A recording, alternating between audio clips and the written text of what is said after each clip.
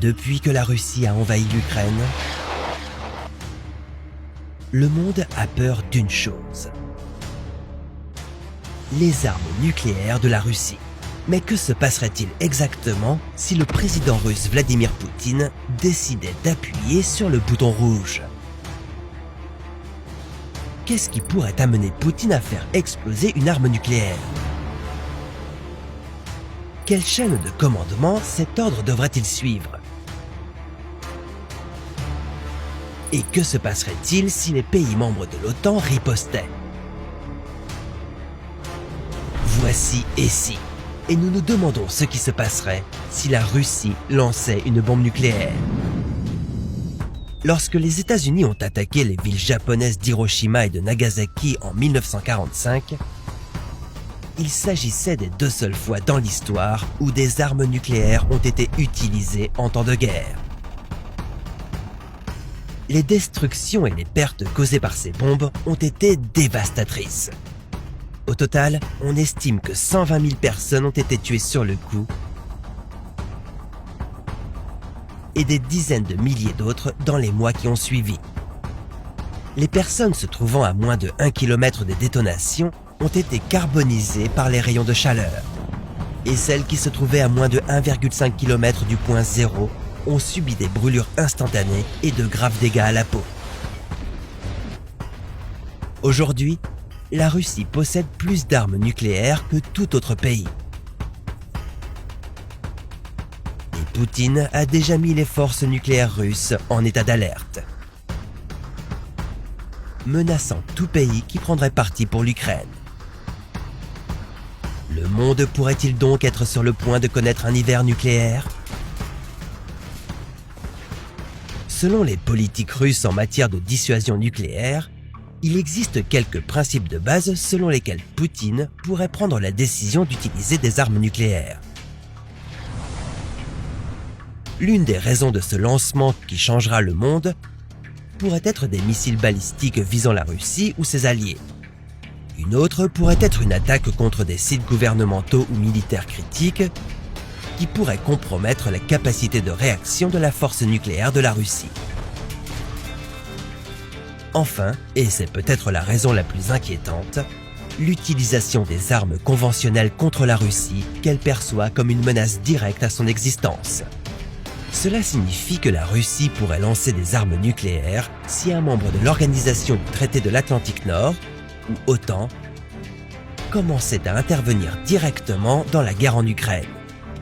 Et c'est ce genre de posture nucléaire qui a conduit de nombreux dirigeants occidentaux à indiquer qu'il y a une limite à ce qu'ils sont prêts à faire pour aider l'Ukraine à se défendre contre la Russie. Mais si cela devait se produire, tout commencerait avec Poutine et sa petite mallette qu'il garde près de lui en permanence. Connue sous le nom de Tcheguette, elle permettrait de relier le dirigeant russe au réseau de commandement des forces nucléaires russes. Poutine ne se contenterait pas d'appuyer sur un gros bouton rouge pour le lancement.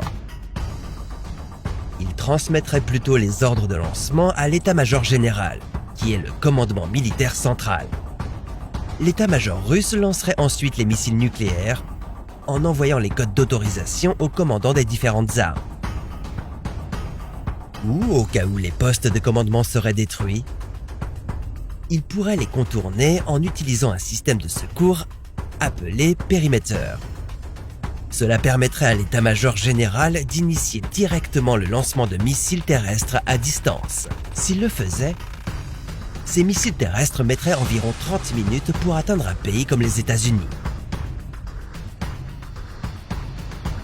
Si le lancement provenait d'un sous-marin positionné plus près du territoire américain, il ne faudrait que 10 à 15 minutes pour que la frappe atterrisse.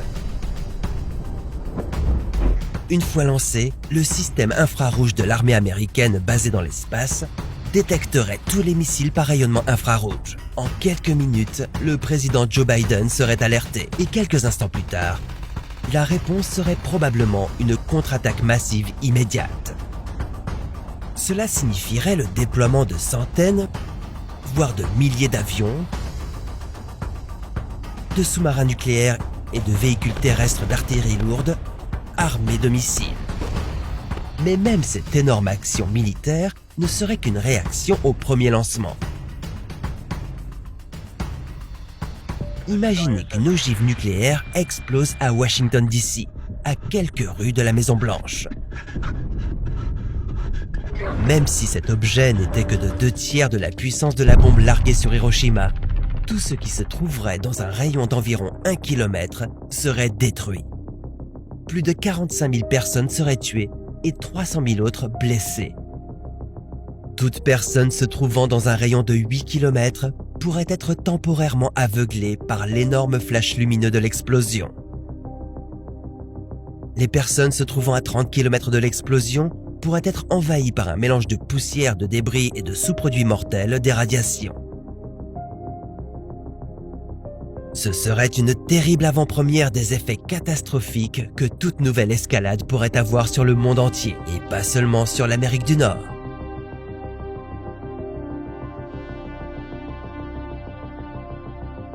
Si la Russie et les États-Unis faisaient exploser tout leur arsenal d'armes nucléaires, la planète entière serait recouverte d'une couche de suie en seulement 2 semaines. Cette suie bloquerait la lumière du soleil et pourrait abaisser les températures en dessous de zéro, même pendant les mois d'été.